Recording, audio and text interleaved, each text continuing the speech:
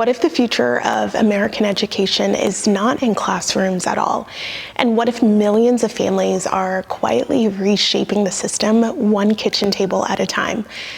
And then what if the reasons behind it go far beyond the typical politics? It's happening right now. Homeschooling has completely exploded in America, and the story behind it is more complex and surprising and important than most people realize. But before we dive in, I want to be honest, and I want to share where I'm coming from. I am not approaching this as a distant observer. I am a homeschooling mother of a 5-year-old. We also have twins, and when they're old enough, I do plan to homeschool them as well.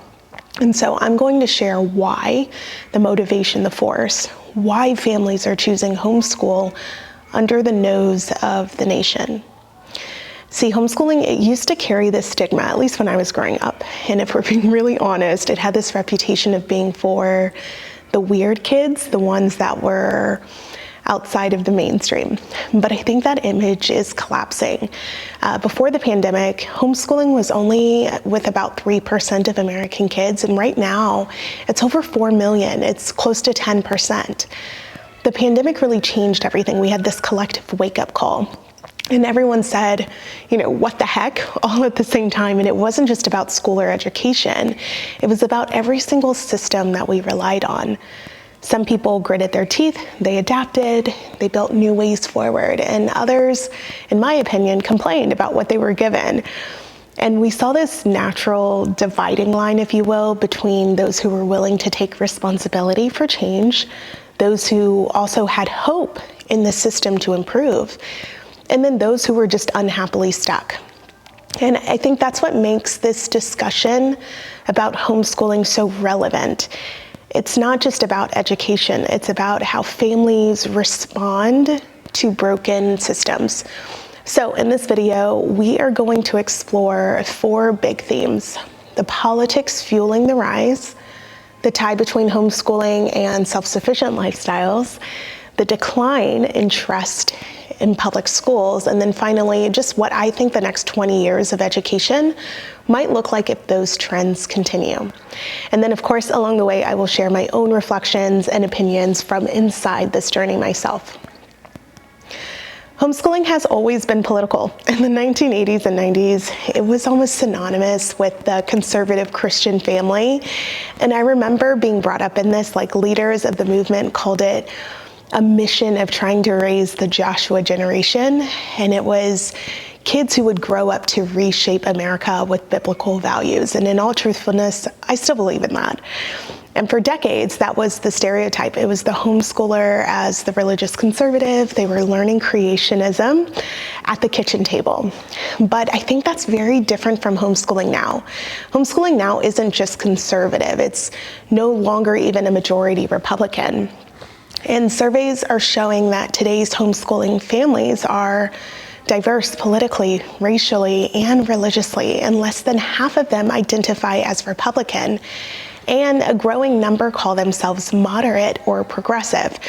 That's a massive shift from just in my generation.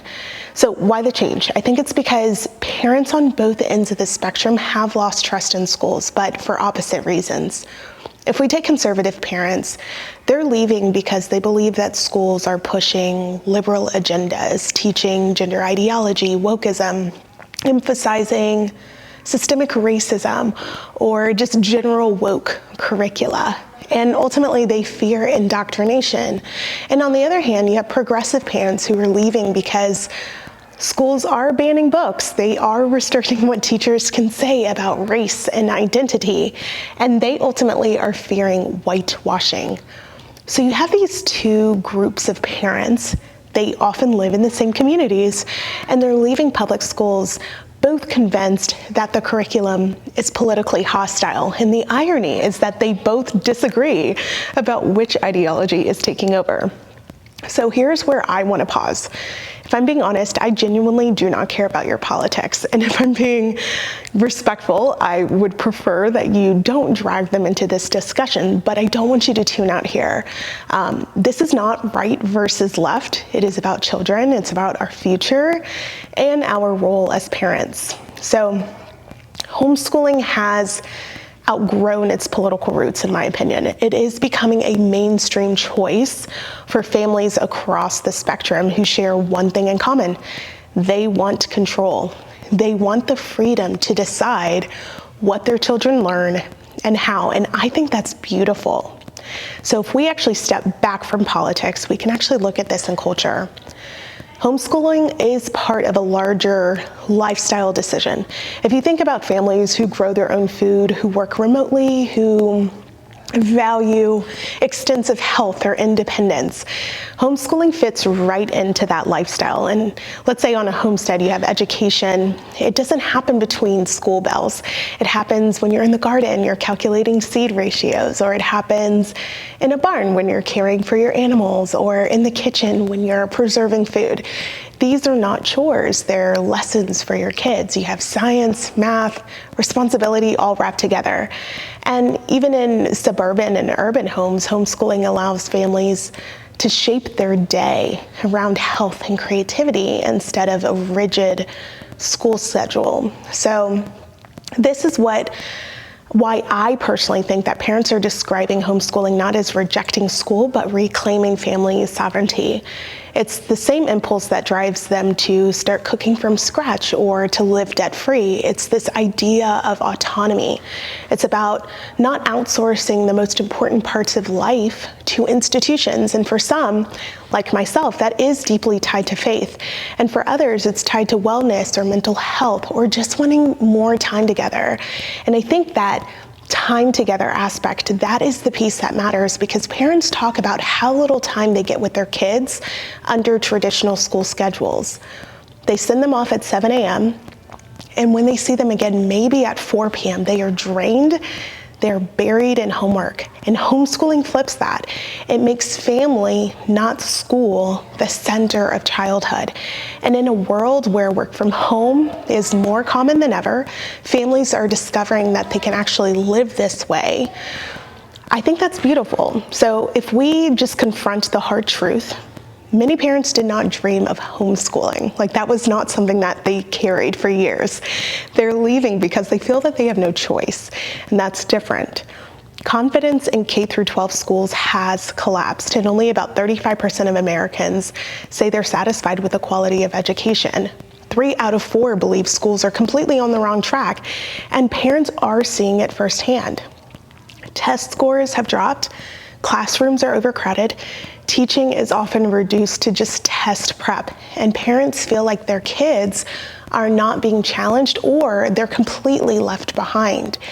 Then let's start on safety. It is incredible. It's school shootings, lockdown drills, bullying that often goes unchecked, and in surveys, parents consistently rank safety and bullying above politics or religion as reasons for homeschooling. Some describe it starkly. Their children was not being socialized, they were being brutalized. And for those parents, homeschooling isn't about ideology, it's about survival. Mental health also plays a huge role. You have anxiety, depression, burnout. It's not just adults. Kids are experiencing these in alarming numbers. And during the pandemic, parents saw that their children were actually calmer. They were happier outside of the daily grind of school. They had more sleep, less pressure, and fewer societal anxieties. And for those families, homeschooling can become a lifeline for mental health. And then, of course, as always, there's bureaucracy. Parents talk about fighting endless battles with districts or services for their kids, and many are stonewalled or met with red tape. And others see schools as overreaching into their family life with mandates, surveys, and values that they don't share. And it all adds up to one simple calculation. If the system is not serving us, why stay? So, where does that take us 20 years from now? Many experts are predicting that we are heading for a pluralistic education system, one where the traditional public school is just one option among many. Some forecast as dramatic as by 2030, only about half of students may be in public schools. You have charter schools, microschools, and homeschooling. All of those could claim the rest. And even if those numbers are exaggerated, the direction is very clear. Parents do expect choice, and they expect customization, and they're not going to put that genie back in the bottle. Microschools are a huge part of the story. I want you to think of them as outsourced homeschooling, where you have these tiny schools with about 10 or 15 kids. They're often led by a teacher, sometimes in a home or even in a community area. And they combine the intimacy of homeschooling with the structure of school. And now many states allow families to use what's called public education dollars through ESAs or vouchers to pay for them. Technology is another driver. You have online classes, adaptive apps, even AI tutors are making homeschooling more feasible than ever. And parents do not have to be an expert in every subject. They can plug into networks and resources that didn't exist a generation ago, let alone a decade ago. So does this mean that public schools will disappear? No. But they do have to adapt. Some districts are already experimenting with hybrid programs, letting homeschoolers enroll part-time. And then others are completely reimagining themselves as community hubs, focusing a lot less on lectures and more on labs, projects, or even social development. The public school of 2040 will likely look very different from today's factory model, and that excites me. But make no mistake, homeschooling is here to stay. It is not fringe, it is mainstream, and it will continue to shape what school means in America. Now, there's a different story running underneath the surface. It's money, no surprise. You have public schools that are funded on a per pupil basis. And when a child leaves for homeschooling, thousands of dollars leave with them. For districts that are already stretched thin, every withdrawal of a student feels like a wound. So enter those ESAs that I talked about, education saving accounts, and school vouchers. In states like Arizona, West Virginia, families can now access thousands of public school dollars per child and use them for homeschooling expenses, tutors, or even microschool tuition. And supporters are calling it educational freedom. And critics, however, they call it defunding public schools. And even within the homeschooling community, it's very controversial. Some families welcome the financial relief, and others, like myself, worry that government money will bring government oversight. Accepting funds will mean surrendering autonomy. But either way, the financial shift is reshaping the educational landscape. If you follow the money, you of course will see why homeschooling is not just a cultural shift, it is an economic one. I want to give you a sense of scale. So consider in Arizona, the ESA program gives families roughly $7,000 per child. And for a family with 3 kids, that's over $20,000, money that used to flow into their local school district. You multiply that by tens of thousands of families, and you see why districts are panicking. It's not just a loss for students, it's a loss of funding for teachers, facilities, and programs. And now if you zoom out nationally, public schools spend on average $15,000 per student annually. And if even 5% of those students leave, that is tens of billions pulled out of the system. Homeschooling may feel like a personal choice, but it does ripple through the entire educational economy. And this is why you are seeing intense lobbying. You have teachers' unions fighting ESAs, warning that public schools will hollow out.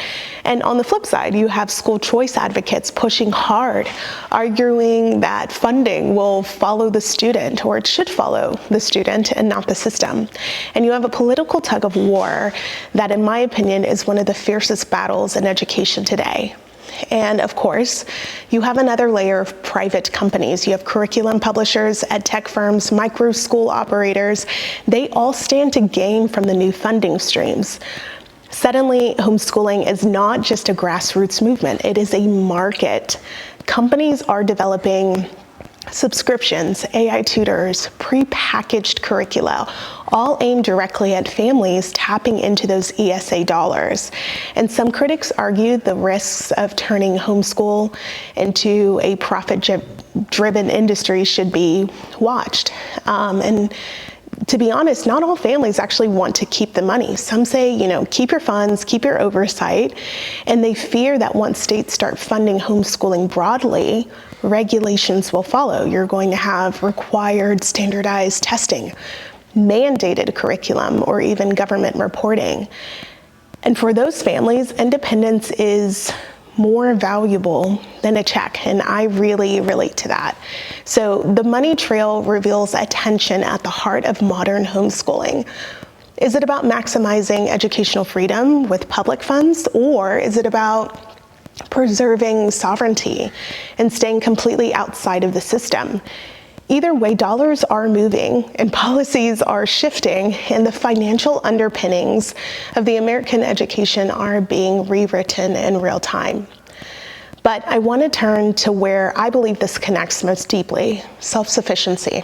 Homeschooling is not just an educational choice, it is a part of a philosophy of life, one that asks, how much of my family's future am I outsourcing to systems that don't have our best interest at heart? Most of us do not realize how entangled we are. We depend on grocery chains for food, big box stores for household essentials, on insurance companies or overstretched hospitals for our health, and on the state of our children's education, even in their wellness. Every single one of those systems can and does fail. We saw it during the pandemic, where you had empty shelves, closed schools, overwhelmed hospitals, and families suddenly realized how little control they had. Self-sufficiency is an antidote to that fragility. Now, self-sufficiency does not mean going off grid tomorrow. It does not mean that you have to milk a cow at dawn or build a log cabin with your bare hands. It means that you are taking back ownership in small and deliberate ways. And it might just start with baking bread, or planting an herb garden, or making your own cleaning products. It might mean learning basic first aid and natural remedies, so you're not always at the mercy of a pharmacy. And when it comes to education, it means saying, hey, I don't have to let a bureaucracy decide what, when, and how my child learns. Homeschooling becomes a pillar of self-sufficiency because it breaks the assumption that schooling has to be outsourced. And when you reclaim education, you align it with your family's values, your rhythms, your vision for the future. And it's the same impulse that drives you to, say, cook a meal instead of eating processed foods. It's about quality, authenticity, and control. And here's the more resonant truth. When you educate your child at home, you are not just teaching them math or reading as a subject. You are teaching them how to think independently, how to solve problems creatively, how to adapt when systems break down. And these are survival skills every bit as much as gardening or financial literacy. A child who grows up in a self-sufficient household doesn't just know fractions. They know how to apply those fractions when they're, say, building, or they're cooking or budgeting. They know resilience because they've lived it. Now, I want you to imagine two futures.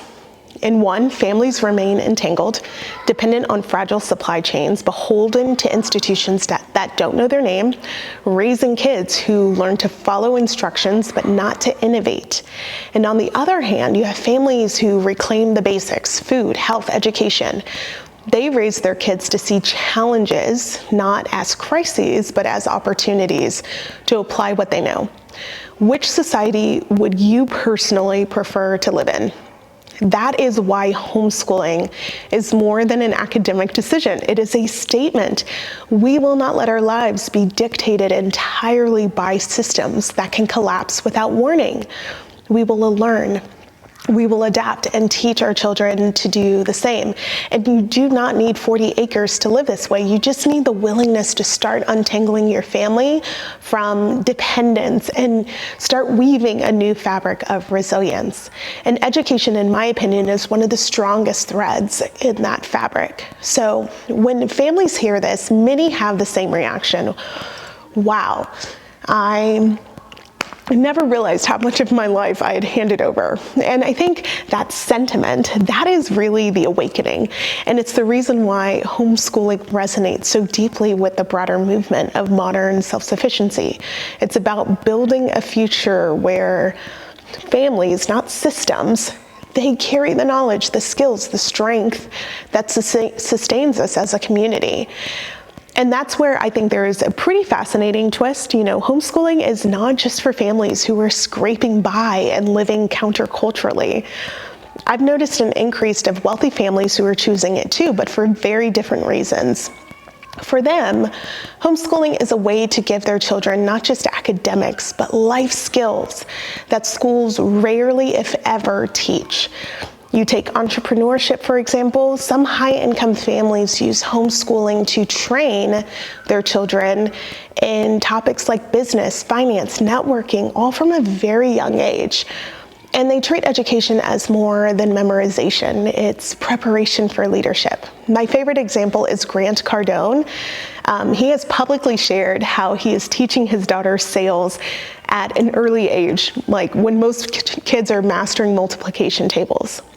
And his argument is simple, that by the time that she's an adult, she'll already have years of experience in communication, in persuasion, and in building value. And all of those skills, they really guarantee her a competitive edge.